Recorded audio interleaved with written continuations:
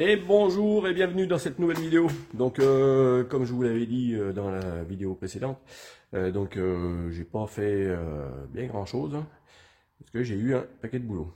Donc j'ai eu le Monte-Carlo, donc c'est une semaine de préparation avant, en plus de mon boulot habituel. La semaine du Monte-Carlo, c'est plein d'heures, travail le week-end même. Et après, il y a la reprise de tout le Monte-Carlo. Et en plus de mon boulot habituel. Donc ça fait 3 semaines de boulot très intense. Donc impossibilité de faire quoi que ce soit sur le camion. Et là, puis bon, un peu de repos aussi après, derrière. C'est bon, faut bien un peu se reposer. Et après, là, je reprends donc les travaux sur le camion. Et là, en fait, je prépare pour le contrôle Caligaz, qui va bientôt arriver. Donc il me reste quelque chose à faire. Là, je vais faire de l'aération encore en plus. Aération basse, aération haute. Je vais installer mon chauffe-eau. Donc c'est un chauffe-eau que j'ai trouvé là, qui se vend depuis peu. C'est un chauffe-eau instantané qui est chauffe-eau donc instantané et homologué. Donc ce qui veut dire que j'ai 300 litres d'eau de réserve d'eau. 300 litres d'eau chaude potentielle. Donc c'est un chauffe-eau gaz instantané. Et qui est homologué, parce que j'ai déjà téléphoné à la personne qui va venir me faire le contrôle Caligaz, et il m'a certifié que c'était bon, que je pouvais l'installer. Donc c'est un chauffe-eau ventouse. Donc voilà, je vais un peu vous montrer ce que j'ai fait depuis.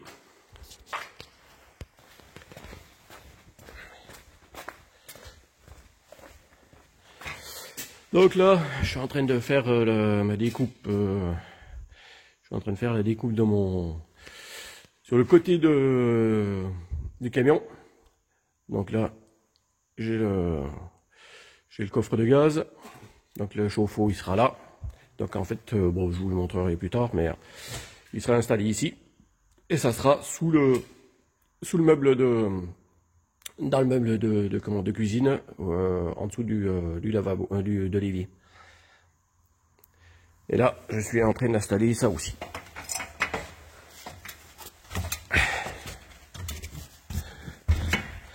Donc là, première partie, donc c'est un champignon pour faire mon aération haute, parce que j'avais déjà le lanterneau et le turbo-vent, mais ça suffit pas. Il me faut 100 cm3 d'évacuation, et lui, il en faisait pas assez. Bon, je vais vous mettre de la lumière, parce que là, on n'y voit pas grand-chose. Alors voilà, le bas du chapeau. Donc là, en fait, je suis allé chercher des vis, parce que j'avais pas de vis assez longues. Donc là, le chapeau. Donc il est déjà vissé par le dessus. Bon, comme d'hab, hein, Sika, bien nettoyé, pour que ça soit bien adhéré, pour pas qu'il y ait de fuite. Et là, je vais mettre les vis. Mettre la partie basse du champignon. Donc voilà ce que ça donne avec le cache. Il est vissé. Tout est propre. Donc ça redonne... putain. Donc ça redonne, si je me souviens bien, non, 30 cm² de ventilation. Donc comme ça, c'est bon. J'arrive à 100, plus de 110, donc c'est bon. Parce que moi j'ai besoin de 100. Donc voilà ce que ça donne avec le petit chapeau de finition. Donc il a été bien collé au Sika, il n'y aura pas de souci, il n'y aura pas de fuite. Puis en plus, de toute façon, il est protégé par tout ce qui est les panneaux, les pare-branches. Il n'y a aucun souci.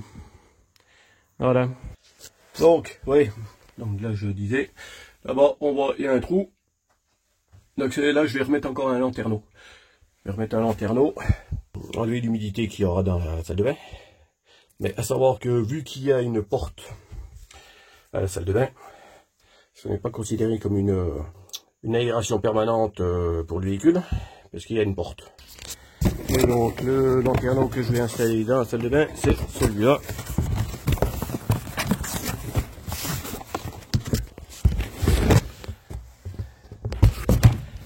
Voilà, c'est ça. Voilà, donc comme ceci, avec les manettes. On peut le laisser ouvert pendant la circulation, celui-ci. Et donc là, nous avons la moustiquaire. Et en fait, c'est une moustiquaire comme ça. Que dans notre ancien camping-car, on avait les fameux... où il y a les stores en fait. Que ce soit occultant ou moustiquaire. Et ça s'abîme tellement vite qu'il faut surtout pas prendre ça. Et puis en plus, vu que c'est des stores, ben c'est pas tout à fait hermétique et ça fait rentrer les moustiques. Après, ben, j'ai pris ça, les grilles pour mettre sur la porte, pour faire l'isolation permanente basse. Et donc je les ai pris avec le marquage. Je sais pas si on le voit. 150 cm². Et sinon, je me suis acheté ça aussi. C'est pour voir le niveau d'eau dans les cuves. Donc il va falloir que je branche ça aussi. Mais bon, pour le caligaz, par contre, ça, j'en ai pas besoin. Donc on verra ça plus tard. Bon, sinon, voici le chauffe-eau qu'on va installer.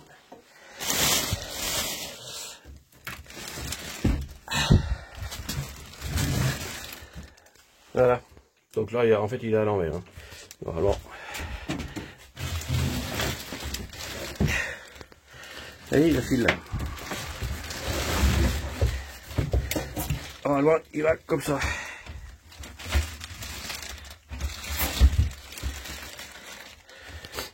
Donc ça, c'est la partie extérieure. Donc c'est, comment on peut le voir, donc l'arrivée d'air se fait par là. Ça, c'est la cheminée d'évacuation. Et donc, il va comme ça sur le côté du camion. Et il est parfaitement homologué. Parce que tout est étanche. Voilà, tout est étanche. Le chauffe-eau par lui-même, il est là-dedans. Et là, on a toutes les arrivées et sorties. Mais bon, je ferai une vidéo particulière quand je l'aurai installé. Ce sera plus simple. Voilà. Oui, donc là je vais faire le coffre de gaz. Je vais finiler le coffre de gaz, c'est-à-dire je vais faire les aérations, malgré qu'il y en ait déjà sur la porte. Je vais faire des aérations basses, vu que le gaz c'est un gaz qui est plus lourd. En fait, ça fait comme ça, le gaz tombe directement à l'extérieur. S'il y a à tout hasard il y avait une fuite. Et là en fait donc j'ai déjà mes sangles qui me permettent de les fixer. Par contre il faut un point de fixation en bas. Donc là je vais refaire une cale entre les deux.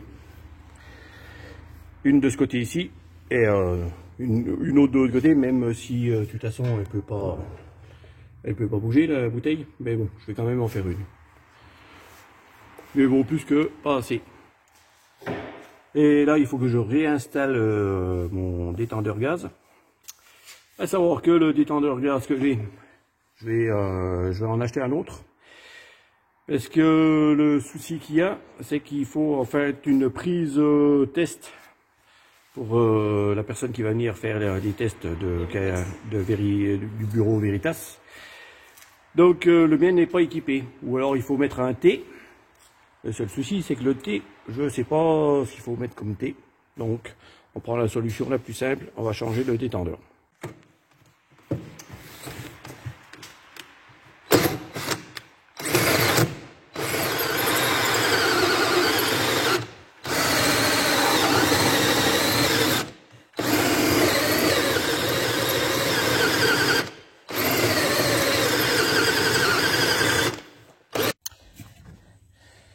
Donc voilà, j'ai fait mes cales ainsi que mes aérations de coffre. Donc là, on voit bien, ça ressort complètement à l'extérieur. Là c'est pareil. Et donc les cales l'empêchent les bouteilles de bouger. C'est obligatoire. Il faut qu'il y ait une fixation par sangle et une fixation au bas de la bouteille pour pas qu'elle puisse bouger. Donc ça c'est fait.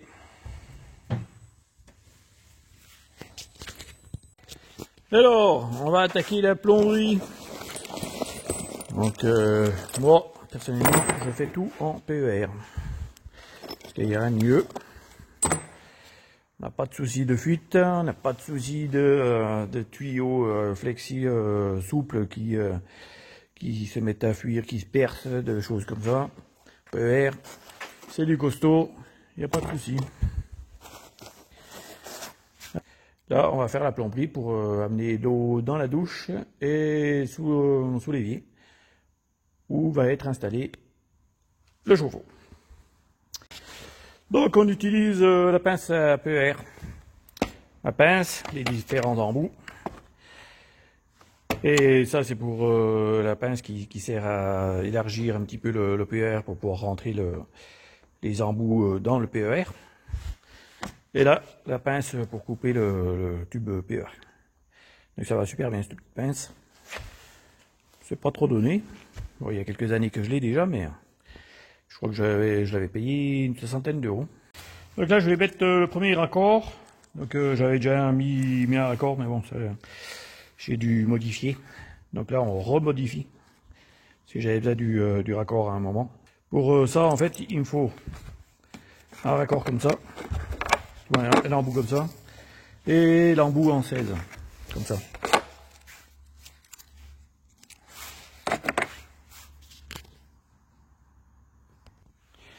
Donc voilà. Là, c'est monté. Donc ouais, par contre, en fait, moi, c'est tout du PER en 16. En diamètre 16. Il y a un petit peu du volume.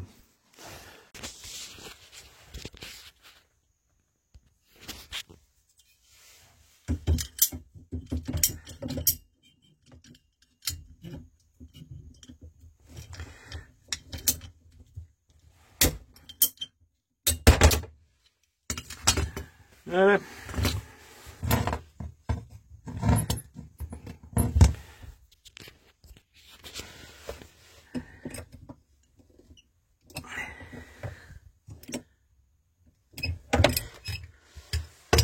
peu d'eau. Donc voilà. Ah, plus qu'à mettre comme ça. Là, on fait glisser la bague. Et c'est tout bon. Donc maintenant, je vais mettre ça. En fait, je vais le mettre là. Voilà. Hop. Là, parce que là, je dois donc mon arrivée d'eau. L'eau qui part tout droit, qui va à la salle de bain. Pour mon eau froide pour la salle de bain. Et là, je remonte pour aller là. Et pour aller là-bas dans l'angle. Parce que mon chauffe-eau sera là-bas dessous. Et aussi pour alimenter mon évier. Alors, je vais mettre ça. Bon, ben voilà. Mon installation d'eau est quasi terminée. Donc là, je suis reparti de ma vanne que j'ai changée. Après là, on vient jusque là. Donc là, il y a un premier piquage qui part là. Hop, pour l'eau froide. Hop, hop, hop. De ce côté. Et en fait là, ça rentre là. Et là, donc c'est en attente de mon branchement de l'évier pour le robinet. Et là, c'est en attente du branchement pour le chauffe-eau. Donc le chauffe-eau va aller ici. Donc c'est un chauffe-eau étanche. Instantané et étanche. Après, donc on repart avec l'eau chaude. Donc l'eau chaude va partir d'ici. Donc un premier piquage pour pouvoir alimenter en eau chaude mon évier. Après on revient là. On redescend là. Là, on passe dans un premier coffre. Dans le premier coffre, avec l'eau froide, qui alimentera la douche. Là, ça passe dans le deuxième coffre.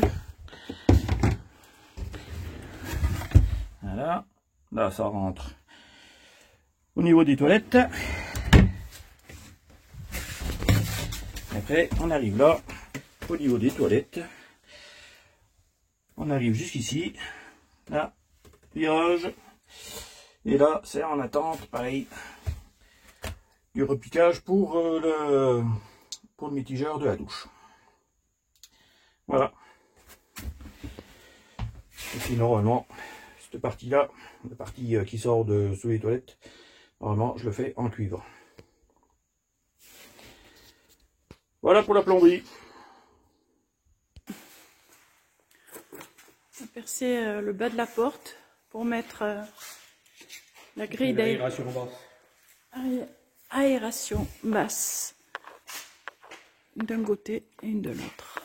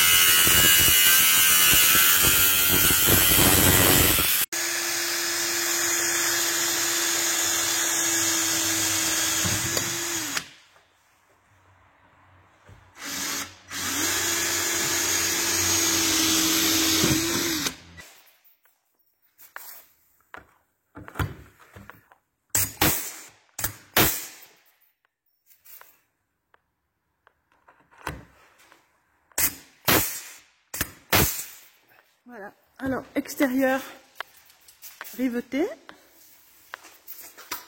et intérieur vissé. Voilà.